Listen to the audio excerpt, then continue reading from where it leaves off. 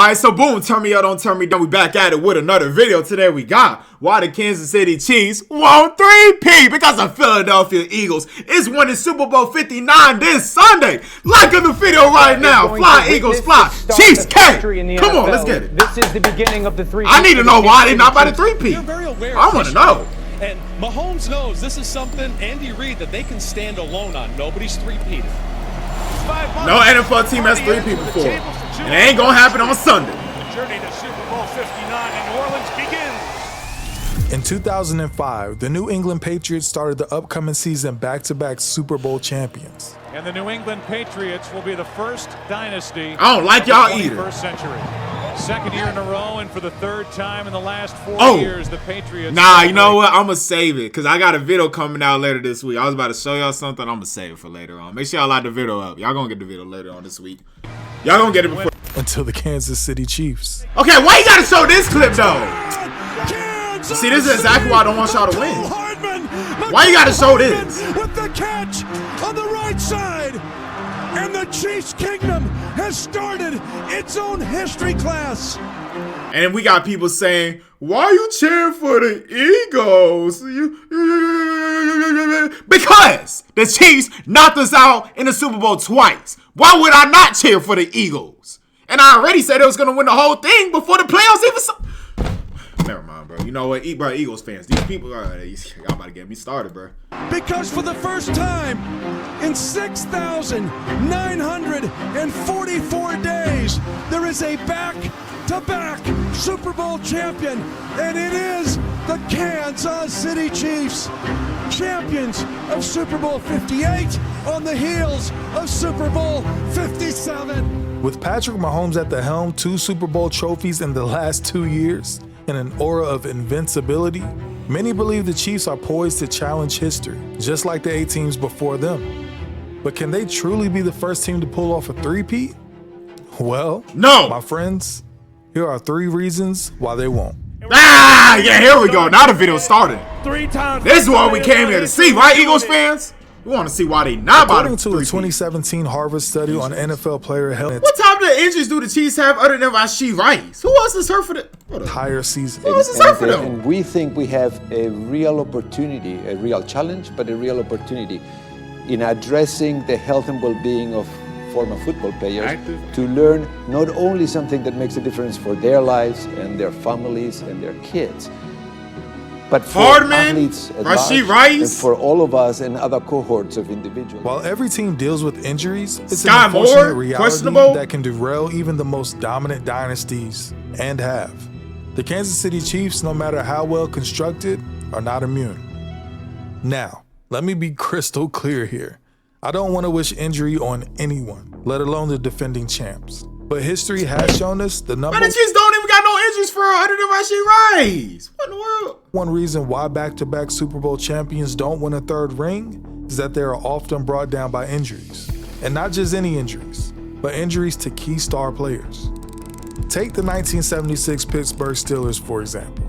After winning 2 consecutive titles, I low-key want to go to reason 2. Why are we about to sit here and talk about injuries when the only player hurt for them is Rashee Rice? We might as well just skip this. 1974 and 75, the Steelers looked unstoppable, but their quest for a 3rd championship was hampered by injuries to key players, including both Franco Harris and Rocky Blair. Without both their 1,000-yard rushers, the Steelers lost to the Raiders in the AFC Championship by a score of 24-7, falling short of their 3-peat dream. 2 minutes to the Super Bowl. It's the game, and it's the Raiders of Oakland, the Vikings of Minnesota in the Super Bowl, and the Raiders have finally broken the seal. And just 4 years later, the 1980 Steelers also experienced the injury bug. Quarterback Terry Bradshaw, who had led them to 4 Super Bowl victories in 6 years, battled injuries that season. The fragility of star players, especially at quarterback, can be the difference between success and failure. Similarly, the 1990 San Francisco 49ers, led by Joe Montana, were a juggernaut. But in the 4th quarter of the NFC Championship, man, how is Joe Montana a goal when you wasn't even allowed to see him play? That's what YouTube is for, NFL fans. Game, I watched Joe Montana on YouTube by New York Giants defensive end Leonard Marshall that he suffered a bruised sternum, bruised stomach, cracked ribs, Man, I and don't a wanna broken see this. hand. Joe Montana, we know about his back, and he really took a shot in that back. Joe Montana missed practice on Friday and Saturday with the flu, so he's a little weakened. But even if he hadn't missed practice, you can't take shots like that. He is still down. And just like that, the 49ers' hopes of a three-peat evaporated. From that one hit, Montana missed all of the 1991 season and most of the 92 season, never starting another game for the 49ers. In the 1994 Dallas Cowboys quest for a three-peat, Troy Aikman suffered with concussions stemming from the previous season's championship run, specifically where he was quoted saying he has no memory of playing in the NFC Championship game. I went to visit Troy, who was sitting in a darkened hospital room. And he looked at me and he said, "Lee, where am I?" And I said, "Well, you're in the hospital." And he said, "Well, why am I here?" And I said, "Because you suffered a concussion today." And he said, "Well, who did we play?" And I said, "The 49ers." And he said, "Did we win?" "Yes, you won." What does that, and so what's that mean? It means you're going to Super Bowl. 5 minutes later, they're sitting there, they continuing to. What? He forgot who he was even playing against? He didn't even know how he got there? Is that not crazy? Hang out, and Aikman suddenly turns to Steinberg and says, "What am I doing here?" And the next thing you know, they're reliving this conversation they'd had 5 minutes earlier. What? For a minute, I thought he was joking. And I went through the same sequence of answers again. And his face brightened and we celebrated again. Maybe 10 minutes passed. And he looked at me with the same puzzled expression and asked the same sequence of questions. And who could forget about the 99 Denver Broncos? I mean, after their back-to-back Super Bowls, they lost star running back Terrell Davis to a devastating knee injury. And with John Elway retired, their chances of continuing their dominance ended abruptly. However, injuries aren't the only factor. All right, the NFL salary cap is a formidable hurdle for any team trying to sustain success. And it's one of the reasons no team in the modern era has ever three-peated. As for Chris Jones, he continues his holdout for a new contract. I do gotta remember, this video is like a couple months old. I think it's like 2, 3, 4 months old. I asked him how close he is to getting a deal done. He said not close enough. It's kind of instant. Actually, this is actually a good video though, because this video isn't new. All right, I just seen on my timeline. And I was like, I wonder what he gonna say. So it's gonna be funny that she's actually 3P and he said all this for no reason. No communication. I'm glad we reacted to it, because this is actually crazy. When a team knowing that they're in the Super Bowl right Bowls, their star players understandably want to be paid what they're worth. However, the cap forces teams to make difficult choices: retain core players or lose depth. This is exactly what happened to the Dallas Cowboys in the 90s. After winning 3 Super Bowls in 4 years, the salary cap introduced in '94 began to take its toll, in part because of that dynasty. The Cowboys generated a lot of revenue through merchandise sales, endorsements, sponsors, etc. And Jerry Jones was willing to spend whatever it took of that revenue to sign the players he wanted. With many of the league's best players and the league's highest player payroll, the Cowboys were able to win 3 Super Bowls in 4 years. But that formula for success, spending whatever it takes to build a winning team, was not reproducible in most other NFL markets. So other teams around the league were not able to compete on a level playing field. And the only way to ensure that rich teams, like the Cowboys, did not consistently dominate the league season after season was to put a cap on the total amount of money a team could spend on player salaries. And that's exactly Why can't baseball put a cap? The Dodgers signing everybody. Why can't baseball have a cap? The league did. The new cap went in effect in '94, and in '95 the Cowboys, still playing with the roster they accumulated before the cap went into effect, won their last Super Bowl. In fact, it is the last time the Cowboys have gotten past the divisional round of the playoffs. See, the Cowboys had to decide which stars they could afford to keep, and while they tried to hold the core together, the financial strain... Eagles fans, let's all laugh at the Dallas Cowboys. Dallas Cowboys catching strays on the Chiefs video. limited their ability to stay at the top. So, thanks to the Cowboys, the Kansas City Chiefs, as well as every other team, face a similar dilemma. I mean, even recently, the Chiefs agreed to terms with Chris Jones, But in doing so, they had to trade L'Jarius Sneed to the Tennessee Titans. And in the past, the Chiefs have already lost some important pieces from their previous Super Bowl team, including wide receiver Tyreek Hill, who was traded due to cap constraints. Now, while Mahomes covers up many of the team's deficiencies, the cumulative effect of losing key players due to the salary cap may eventually catch up with the team. Another significant factor in maintaining a dynasty is coaching continuity. The Chiefs have been coaching staff. If I'm not mistaken, the Chiefs have one of the best in the league, huh? Fortunate to have Andy Reid, one of the best minds in football. But as the team wins Super Bowls, assistant coaches and coordinators are often poached by other franchises looking to replicate that success. For instance, Bill Walsh's coaching tree from the San Francisco 49ers, and probably the greatest coaching tree in NFL history, had a similar impact on the dynasty in the late 80s and the early 90s. As Walsh's assistants left to pursue head coaching jobs, the 49ers lost some of the creativity and strategic advantage that had made them so dominant. And even going back to the Cowboys, losing coach Jimmy Johnson in a power struggle with owner Jerry Jones before the season, along with the salary cap struggles mentioned earlier, played a major factor in the fall of their dynasty and why they never three-peated.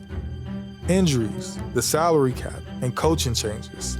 The trifecta that kills any chance of a three-peat in the NFL. But there's actually a fourth reason that I forgot to mention. The NFL is unlike any other professional American sports in one crucial way. It's a single-elimination playoff format. In leagues like the NBA or MLB, teams play series of games to determine who advances. This structure gives stronger teams a better chance of moving forward even if they have an off night. In contrast, the NFL's one-and-done format leaves no room for error. One bad day, one key injury, or one stroke of bad luck can derail. That's why the NFL is the best for the playoffs. Like, they're better than the NBA, the MLB. I think hockey is a series too, right? Like, you're one and done. If you play bad that game and you lose, you're headed to the beach. You're on the sidelines, eating watermelon, grapes, having drinks served to you, all that. You know what I'm saying? Basketball, you can have a bad night and then you can bounce back. Same as baseball. So it's like football. That's why I said the NFL is like levels above all these other sports. Like, ain't nobody competing with the NFL. Check out the ratings. Y'all see what's going on with the NBA right now. They not competing with the NFL. No whatsoever. Like a season. Even the greatest teams in NFL history have fallen victim to this unpredictability of a single-elimination tournament. For the Chiefs, this means that despite their dominance, a single playoff misstep could end their quest for a three-peat. So, can any of these factors, injuries, the salary cap, and coaching turnover, truly prevent the Kansas City Chiefs from making history this season? For that three-piece, don't forget it. Don't get it twisted. We're doing it. 3 times, first time in NFL history, we doing it. Well, injuries are always the... Murray is a leprechaun. He's a midget. He can't see over his O-line. So how do you expect Hollywood Brown to play good? Marvin Harrison is a future San Francisco 49er, by the way, too. He's going to get tired of Kyler Murray BS. The salary cap... His ability... And what the Philadelphia Eagles have is Jalen Hurts and Saquon Barkley. The Eagles got the better O-line. They got the better receivers. They got the better running back. Y'all can have Mahomes. All right, y'all have the better quarterback. But those other stuff that I named, better than the Chiefs. Ability to elevate those around him, adapt to changing circumstances, and perform in the clutch makes the Chiefs unique. If there were ever a team to defy the odds and achieve the impossible, it's this one. However unlikely a three-peat in the NFL is, with Mahomes leading the way, I'd be a fool not to admit anything is possible. So, Chiefs Kingdom, you guys should remain optimistic because this team, or should I say this dynasty, is built for greatness. Side note, technically, if the Chiefs managed to pull off the three-peat, that wouldn't really be the first team to do it. That honor actually goes to Vince Lombardi's Green Bay Packers, who won 3 straight NFL championships from 6. Nobody cares about the Packers three-peating when barely anybody was probably even alive around that time. Let's be for real. Was there any social media? Was there, like, come on. Nobody cares about their three-peat in the 50s, all right? 65 to 67. But the first one doesn't officially count because that was the last pre-Super Bowl era championship. So, hate to be that guy, but yeah. But good luck this season.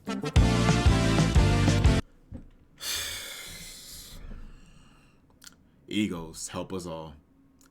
If the Chiefs three-peat, that's bad for the NFL. Nobody wants to see that happen. All right. I feel like is Commanders fan? Nah, Commanders fans, they're definitely rooting for the Chiefs. Cowboys fans, I feel like everybody in y'all division, because y'all divisional rivals, they're definitely rooting for the Chiefs. But somebody like me, I know some 49ers fans, I think some rooting for the Chiefs, some rooting for the Eagles. I think we divided right now, but it makes sense to me to root for the Eagles because what did the Eagles really do to us for? I mean, yeah, they talk shit. They talk a lot of shit, but I talk a lot of shit too. Just talk shit back. Like, what's wrong with talking shit? It's fun being competitive. I hate all that nice stuff anyways. But the Chiefs, they took 2 Super Bowls away from us. What did the Eagles take from us? The Eagles hasn't taken none from us. Yeah, they beat us in the NFC Championship game, but we whooped their ass the next season, so it's even. But those 2 Super Bowls that we lost to the Chiefs, we can't take that back. So why will we not root for the Eagles? You know what I'm saying? But, hey, hopefully y'all enjoy the reaction, and I'm going to catch y'all on the next one.